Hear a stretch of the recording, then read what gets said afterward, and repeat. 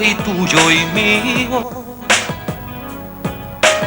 cercano de ti, de mí, de aquel.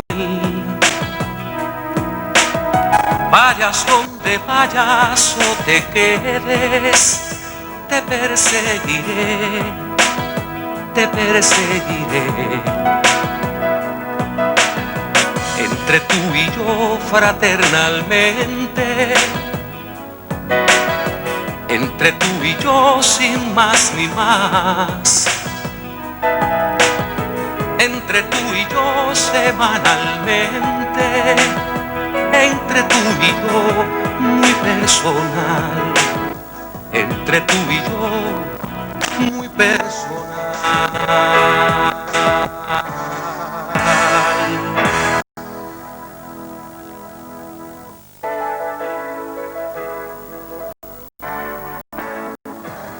Hola, ¿cómo estás?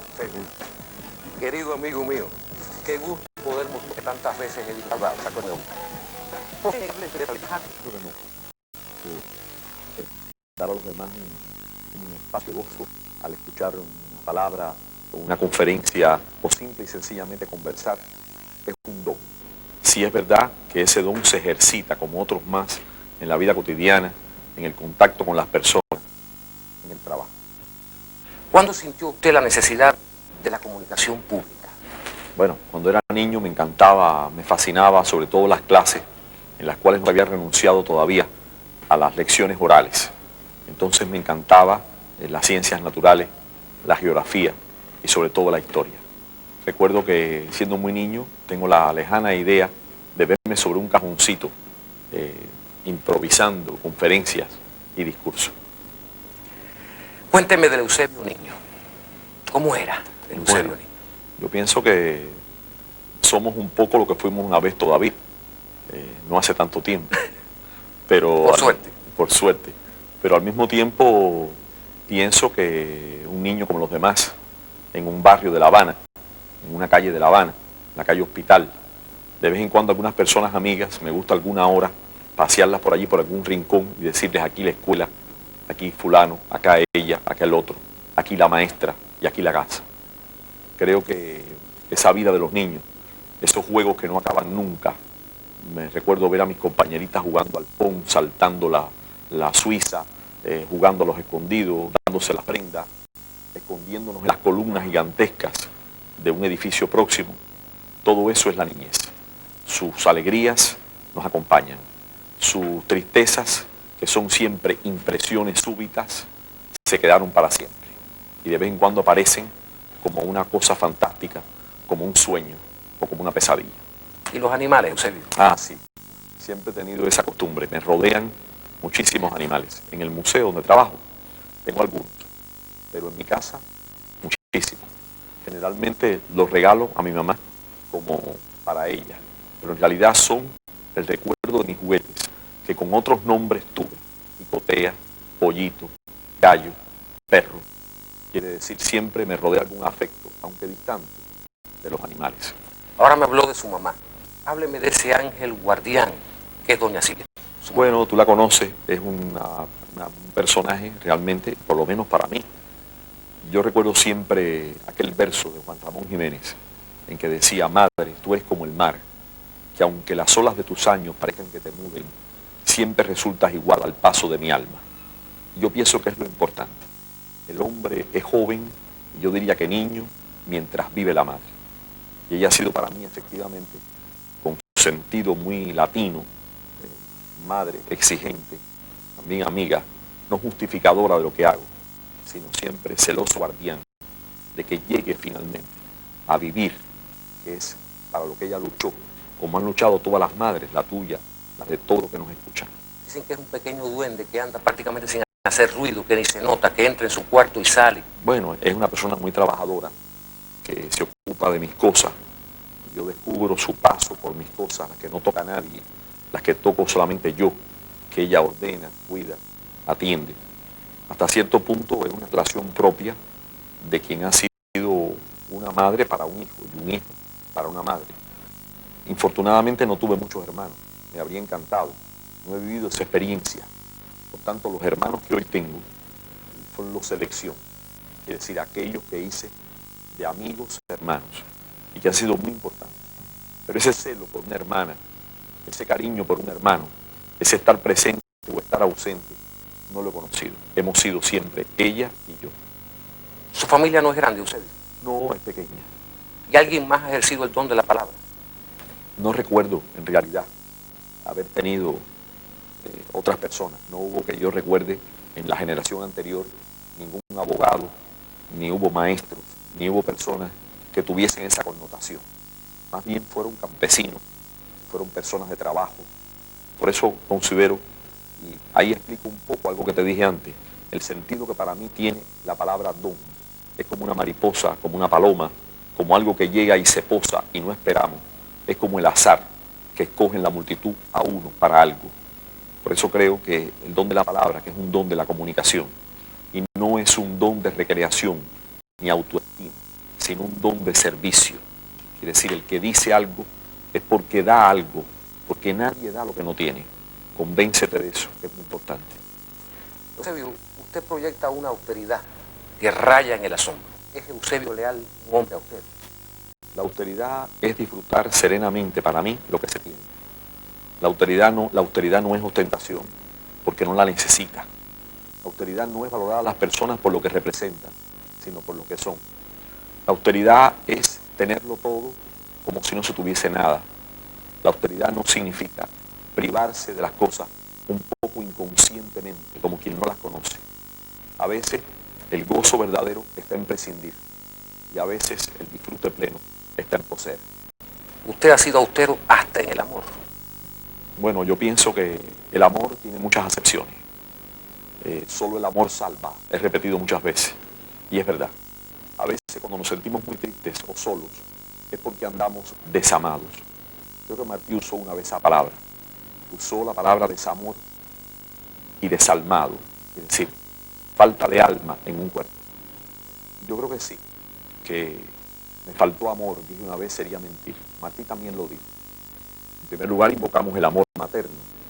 Hemos hablado también del amor de los amigos. Hemos hablado del infinito e incomparable amor de los niños. Por mi trabajo tengo relaciones muy comunes y al mismo tiempo extraordinarias. Y a veces fascinantes con niños que me escriben o que un día de pronto irrumpen y llegan y me hacen entrevistas, me piden preguntas. A veces son cosas que les han programado los padres, los maestros. Pero a veces insólitamente aparecen criaturas excepcionales en las cuales veo la luz reflejarse como en un espejo. Eusebio, ¿qué significan Martí y Carlos Manuel de Céspedes en su vida? Bueno, Martí es muy importante. Pienso que pocos pueblos han tenido y pocas naciones el privilegio de tener un hombre de un espectro tan completo del conocimiento y sobre todo de la personalidad. Es un regalo del pueblo cubano, es una carta de presentación. Ser martiano en Cuba es como un sentimiento de filiación a un ser superior, a una criatura extraña. Los que saben poco de la obra de Lezama Lima a veces abusan, como otros filósofos, de alguna cita aislada. Pero hay una cita de Lezama con relación a Martí que siempre me ha parecido extraordinaria. Él dijo, Martí es un misterio que nos acompaña. Entonces yo disfruto ese misterio, disfruto sus poemas, sufro con el infortunio de sus amores, siento en carne propia en muchas ocasiones el misterio de su vocación y de su sacrificio. Me alegro con su vida, todavía me causa pesar su muerte. Céspedes es muy importante, me agrada desde el punto de vista humano, el dandy que fue, el hombre de palabra que fue, el hombre que hizo verdad aquello de que no hay nada pequeño para un hombre grande, porque era hombre de pequeña estatura. Y sin embargo tenía aquel don que lo hacía imponente y que lo hacía un hombre enérgico y hasta autoritario, si fuese necesario, en una época muy difícil, en la cual el principio de autoridad tenía que realizarse e imponerse, porque de lo contrario había una tendencia a la anarquía, una tendencia a cada cual a hacer lo que le viniese en ganas. Y él era un fundador de pueblos. Él desencadenó fuerzas que finalmente lo devoraron, pero tuvo la satisfacción de darse cuenta, como Martí, de que viviría más allá, de que estaría presente más allá de toda muerte y de todo tránsito. Por eso lo estimo muchísimo, he leído muchísimo su obra, un hijo mío lleva su nombre, Carlos Manuel, lo hice con mucha devoción y creo que ocupa un lugar importante en mi vida. Eusebio, se dice que es usted un hombre de muchas palabras y pocos amigos. ¿Qué requisitos tendríamos que cumplir los que aspiramos a su amistad? No, parece que se sobreestima el valor que puede tener el conocer y tratar a una persona cualquiera. Yo pienso que el encanto verdadero de la amistad está en la sencillez, en la posibilidad de encontrarnos de sorpresa, sin el protocolo a veces del aviso, aunque algunos nos hacemos más difíciles, y tú lo sabes, porque el trabajo que se convierte en una especie, y hablo del trabajo como una cosa creadora, generalmente me quejo todos los días de que me duele todo, de que paso muchísimo trabajo para trabajar, pero al final me doy cuenta que el gozo de mi existencia está en la entrega a esa especie de vorágine que me lleva y en la cual, y como consecuencia de la cual, he sacado algunos frutos en la vida y he podido ver algunas cosas que quizás otros no alcanzaron a contemplar. Por tanto, me queda a veces muy poco espacio para mí mismo. A veces hasta el amor a las cosas bellas, a una obra de teatro, el amor a una mujer, el amor a una persona, el amor a escribir, por ejemplo, está supeditado o está encadenado a esa pasión de la vida cotidiana que nos roba hasta el último aliento. Por tanto, tengo pocos amigos porque a veces hay poco espacio de tiempo para cultivarlos. Millones de personas estarían dispuestas, miles, o cientos, o decenas, o unas cuantas, y yo también estaría muy dispuesto a encontrarlas, a hablar con ellas, a hablar sencillamente de cosas sin importancia, Amaury, porque hay veces que lo más importante es hablar de cosas que aparentemente no son trascendentes. Y yo pienso que ese es el encanto de la vida. Hay un determinado momento en que se enfrían los temas álgidos. Hay un determinado momento en que hay que abandonar las trágicas lecturas y tomar el fresco de una playa, reunirse en torno a una mesa, pero al final, como todo ser humano que ha vivido una época grande, somos como víctimas de ella, o estamos de tal forma ligados a ellas que terminamos en lo mismo. ¿Cuán fácil o cuán difícil, dicen algunos, que es trabajar con Eusebio Leal? Sí, es difícil, porque en la vida real, en la vida que la gente no conoce, en la vida que los más próximos a veces ignoran, la jornada adquiere matices tan fuertes. A veces lo que parece un reino de paz se convierte en un espacio de tormenta. Los pilotos dicen que en el aire hay una cosa que se llama aire claro, y es una de las más peligrosas tormentas que puede vivir una nave en pleno vuelo. Pues bien, a veces en el entorno de mi aire claro hay tormentas violentas que yo solo sé. Generalmente salgo victorioso, al menos hasta hoy, de lances muy difíciles. Tengo una especie de premonición y combato como soldado de filas. Ese quizás es mi defecto. Generalmente nunca subo al reducto ni me paro a contemplar la batalla que se esté librando en mi nombre o por mí o por una razón mía abajo. Cuando menos lo espera cualquier persona, estoy de pronto metido en esa batalla. Y me pasa como el personaje de Cervantes, que a veces imagino que las legiones son los molinos de viento. Y a veces creo que son caballeros y corceles, cuando son sencillamente un desfile de hormigas.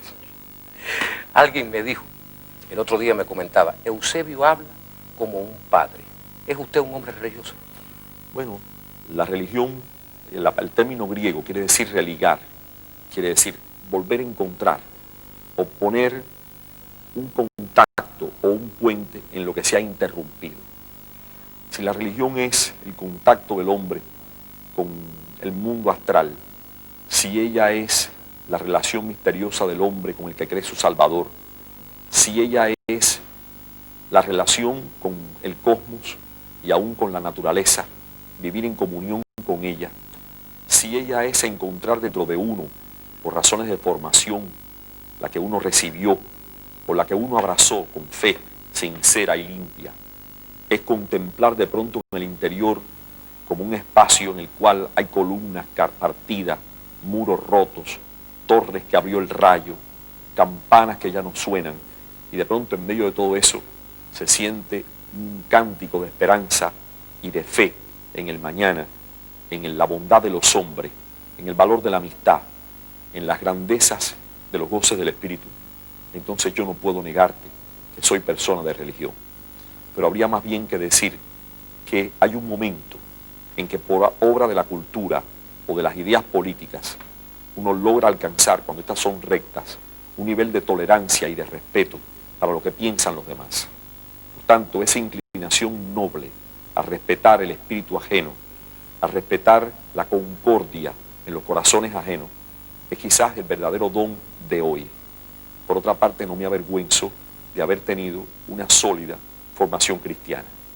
He tomado de esa formación lo que era más valioso, lo que era más trascendente, y pienso que es un aspecto de la historia de mi vida. Usted ha sido un hombre que ha defendido la historia como nadie. ¿Cuándo comenzó su avidez por la historia? Bueno, cuando trataba de salirme del lazo y de la trampa, de no haber podido estudiar, cuando se cerraba un ciclo en la historia de Cuba, que era también en parte el mío, porque en 1959 tenía solamente 16 años. Por tanto, era muy temprano y hasta cierto punto muy tarde para algunas cosas, porque, como suelo decir a muchos muchachos y a gente más joven, hay que hacer las cosas en su tiempo y en su momento. Y por tanto, por toda una serie de razones que no se podían explicar en el programa, de pronto me quedé como atrás. No había logrado estar el día y la hora correspondiente en el aula y en la escuela. No había podido asistir rigurosamente a esas ceremonias de titulación, a ese recibir las condecoraciones de la escuela, a ese recibir los diplomas. De pronto, por una serie de azares, todo eso se quedó a la orilla del camino. Y fue muy tarde cuando pude empezar de nuevo a estudiar, sobre todo sobre la base de lo que mi propia avidez me proporcionaba. Es decir, estudiar, leer, buscar el conocimiento, buscar, no sé, los anclajes de la razón en la sabiduría. Y, lógicamente, esto fue una tarea ardua y larga. Si hoy tenemos un poco de conocimiento, se debe al millón de personas generosas que me dieron un libro, que me abrieron su corazón, que trataron con paciencia mis propias lagunas, las propias sombras negras que mi carácter o mis conocimientos proyectaban y que me ayudaron a llegar. Pienso que es lo más importante. Usted es un hombre de ayer y un hombre de hoy. De no haber nacido en este siglo, ¿en qué siglo le hubiera gustado nacer? Bueno, la imaginación, que es un don mío, me lleva a vivir momentos fascinantes. Una hora después de estar leyendo un buen libro, yo estoy allí, en lo que se escribió. Si es una batalla, estoy allí. Si es una escena de amor, la pijo conmovido. Si es un paisaje de la naturaleza, de tantos que he visto, ninguno es superado porque yo puedo imaginar. Entonces, sencillamente, creo que mi tiempo es el mejor. Con todas sus complejidades, con todos sus problemas, con todas sus tentaciones, con todos sus desvaríos, con todas sus crueldades y también con sus bondades, con sus logros. Mi tiempo es el mejor tiempo. No me siento preparado para haber vivido otro. ¿Qué habría sido de mí que me conozco en los tiempos en que nuestra propia patria exigió decisiones aún mucho más dramáticas, de generaciones y de hombres, y sobre todo a los intelectuales, que jugaron siempre un papel tan importante en la historia de Cuba?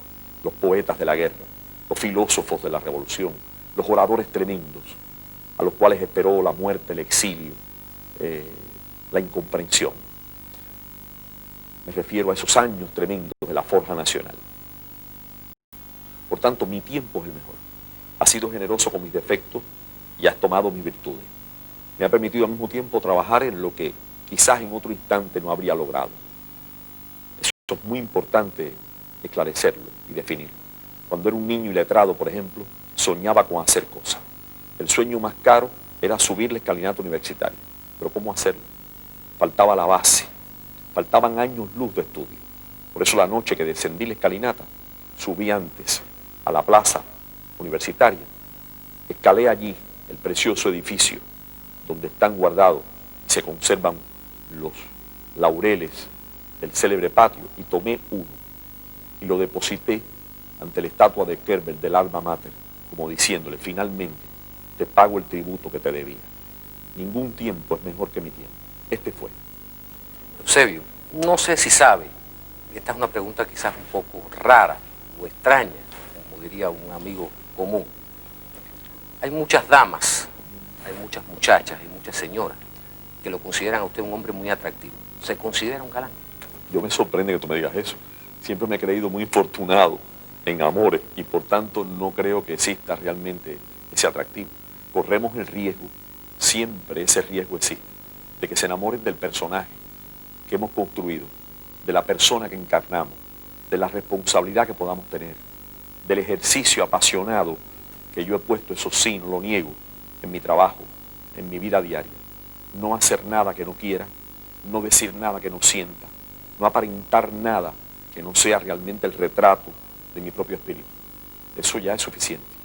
Si eso atrae, si eso conmueve, si eso acerca, pues entonces me alegraría muchísimo. Pero que creo que a veces corro el riesgo de que se enamoren de Eusebio Leal y no de mí. ¿Cómo es su casa, Eusebio? Bueno, es como yo. Ella es el retrato de todos los tiempos de mi vida. Mis casas han sido muchas. Es decir, desde mi niñez he vivido en muchos lugares. Y siempre me acompaña al menos un recuerdo o algunos de algunas de esas casas. En definitiva, nosotros vamos dejando las cosas. Y al final, como decía Céspedes, a quien tú mencionaste, todas nos dejan a nosotros. Y nosotros las dejamos a ella. Pero está rodeada de las cosas. En primer lugar, de mis libros. Es la acumulación de recuerdos tremendo. Yo amo mucho los libros, regalo libros, pero no los presto. Quiere decir, me encanta regalar un libro. Cuando digo voy a regalar, busco el mejor, el más bello, compro el que ya yo leí, si es posible, y lo regalo. Pero no presto porque se sufren muchos disgustos con los préstamos de libros. Después está rodeada también de las cosas materiales, porque yo también he sentido la necesidad de tocar esas cosas y mis recuerdos se fijan un poco en esa materialidad. Por tanto, en mi escritorio puedes hallar mis plumas y una flor seca y una vela que está pendiente de encenderse y un libro que ya está leído, una selección de los más bellos, etc. Pero también hay piedras, objetos, cerámica, la pintura de una generación de artistas que han sido mis amigos en La Habana Vieja, en la Plaza de la Catedral, me rodean también. También el legado de otras personas que me dijeron, guarda esto en nombre mío, tú lo mereciste, lo ganaste, y eso forma mi mundo. Es un mundo misterioso, hasta cierto punto un poco inaccesible, porque no tengo tiempo a veces de recibir en mi casa a todos mis amigos. A veces mi mejor placer es refugiarme en ella, trasponer el umbral de el dintel de mi habitación, de mi alcoba, de mi cuarto, y estar un tiempo solo, es quizás lo que más me interesaría, quizás es el gozo supremo. Usted es un hombre poblado por la soledad. Infiero. Digo, cuando veo el final de Andar la Habana, cuando usted se echa el saco al hombro y da la vuelta, siempre me sobrecoge, a mí como televidente y sé que a muchos más. Bueno, ese sentimiento de partir, de dar la espalda, que no es volver la espalda a las cosas, sino sencillamente decir, vuelvo mañana, hasta luego, eso es parte de mi vida. Salgo muy temprano en la mañana, me acuesto tarde en la noche, a pesar de que siento el sueño temprano, me veo obligado muchas veces a la madrugada, a la noche, leo en ese tiempo también, leo todo lo que puedo, aunque ahora generalmente estoy usufructuando y estoy disfrutando y como quien abre un pozo y toma el agua pura, lo que una vez leí. He creído que la lectura, los libros o la ciencia es lo que queda en nosotros cuando ya olvidamos lo que se escribió en los libros. También he creído mucho en ese acervo, en ese principio que nos viene de Rabindranath Tagore, el gran filósofo y poeta de la India, cuando decía, cuando se cierran todas las puertas al error, se corre el riesgo de que la verdad se quede fuera. Por tanto, en pos de mi verdad, trato siempre de regresar y de buscar un momento de soledad, porque el hombre requiere un instante de reflexión. Y a veces estoy solo, aunque esté acompañado. Las personas que están más cerca lo descubren y a veces me preguntan o acorralan ese sentimiento. Y yo les pido siempre que mientras pase esa paloma negra cerca de mí, me dejen tranquilo, que yo me recupero muy pronto y que un poco después estoy de nuevo como siempre, como todos los días. ¿Se siente un hombre amado? Yo creo que sí. Me quejo, como es lógico, porque el hombre, gracias a Dios, es un gran inconforme y por tanto me alegro mucho de no estar conforme nunca, ni con el amor, ni con nada de la vida. Pienso que siempre se puede más, pero me complace muchísimo cuando alguien viene de verdad y trae como si trajese en una copa dorada un poco de amor, un poco de miel, para una vida que en determinados momentos puede tener el cansancio, el agotamiento propio del largo andar. Entonces sí, amo muchísimo el cariño de los ancianos, tengo muchos viejos amigos, personas conocidas a quien aprecio mucho, me satisface como nada la conversación con los niños y su cariño. Soy deudo de una colección de cubanos que pasan a Luz y a otros más que tuvieron una relación particular con los niños. Martí también la tuvo, Céspedes también la tuvo. En lo personal, aprecio mucho el amor pasional, también lo aprecio. ¿Por qué no? Ningún hombre debe sentirse jamás avergonzado del amor. Yo quiero con labios nunca iguales, decía Martí, un beso siempre nuevo. Eusebio, habitualmente lo veo vestido siempre de gris o de azul. ¿Es usted supersticioso? No, son dos opciones. El traje gris, porque es el de todos los días, y es la ropa de trabajo de aquella gloriosa peluarse.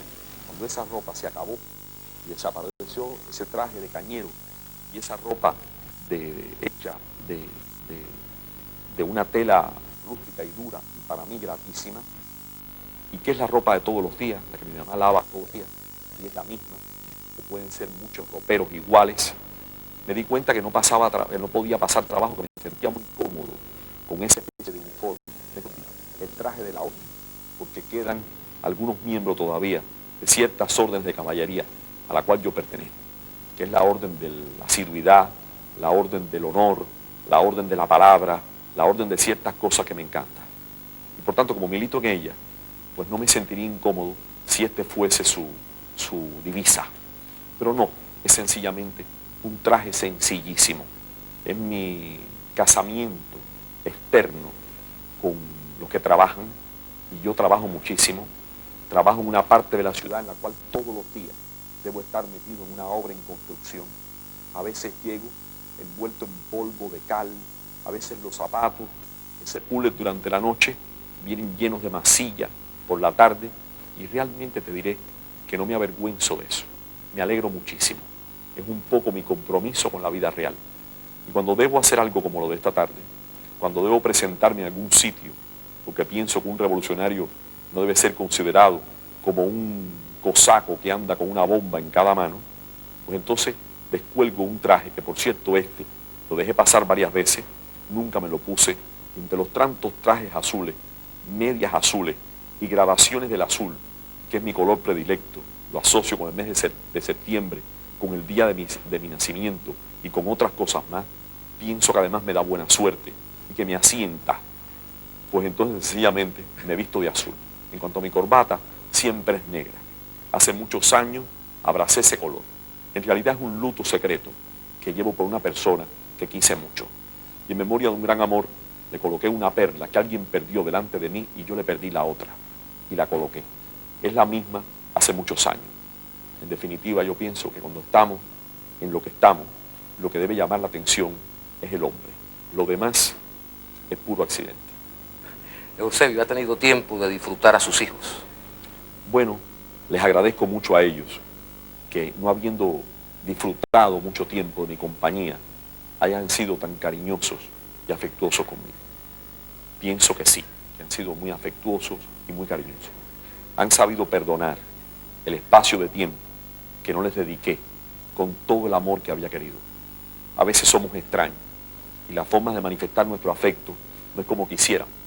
A veces no lo manifestamos de esa forma tan externa. A veces cuesta mucho más trabajo dar ese tipo de beso, de la ternura. A veces cuesta mucho trabajo acariciar a una persona sin más interés que ese puro y casi celestial amor de las cosas buenas. En nombre de eso, pues le pido un poco de excusas a ellos que están por el mundo escuchándome o no lo que yo pueda decir. En definitiva, les pido eso.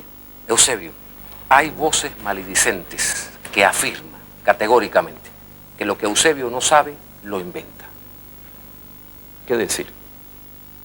La invención es parte del más noble oficio del hombre, es parte del oficio de la literatura.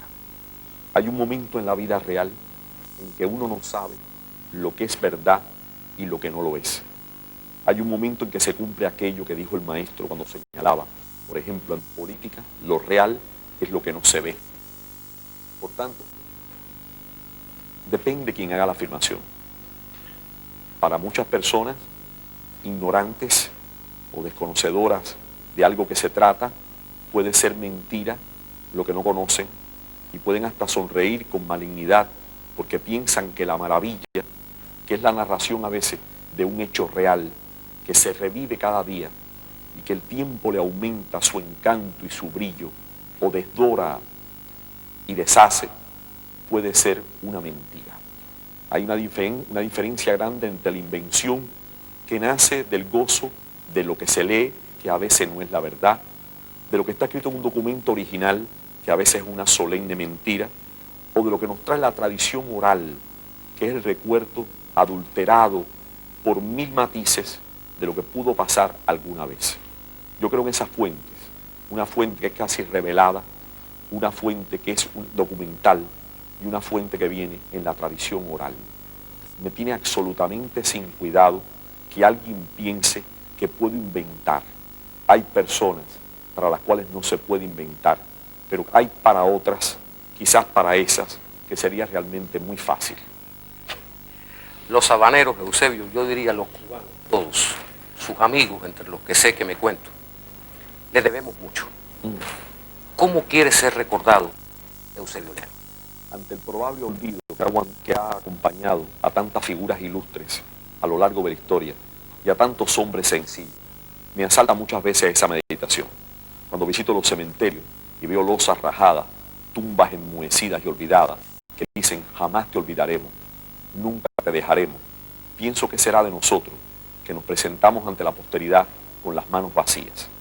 Yo pienso que quisiera, si alguien recordase que fue uno que trabajó con locura, que puso un poco de locura en la cordura, que con una gran pasión se consagró a algo, a recoger, a honrar, a tratar de reparar muchas cosas, no solamente piedras y papeles, sino también honores, también hazañas, también la poesía de muchas vidas perdidas. A eso me dediqué. Si al menos uno recordase, me sentiría salvado. Pero si alguno no lo hiciese, si desapareciese por completo mi memoria y se integrase a la de Cuba, que es para mí lo más precioso, si mi memoria quedase perdida en las 5 puntas de la estrella, en el triángulo equilátero, en los colores tan profundamente amados de ese pabellón de Cuba, entonces yo me sentiría dichoso. El infinito amor fue siempre y es a Cuba. Eusebio, mi programa acostumbra obsequiar a los invitados con la música, con el artista de su predilección. Aquí está la música de José María Vitier, del maestro José María Vitier, interpretado nada más y nada menos que por la Camerata Romeo, dirigida por la profesora Zenaida Romeo. La Camerata, para usted, Eusebio. Gracias, Mauro. Gracias.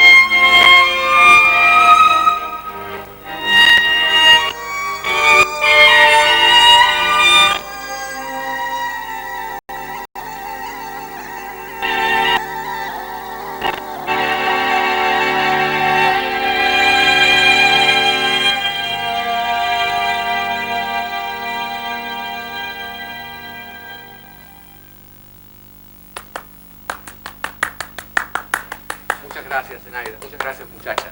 Muchísimas gracias. Querido, Querido amigo mío, gracias. es tan corto el tiempo. Se acabó. Bueno, Muchas gracias. nos veremos mil veces. Gracias.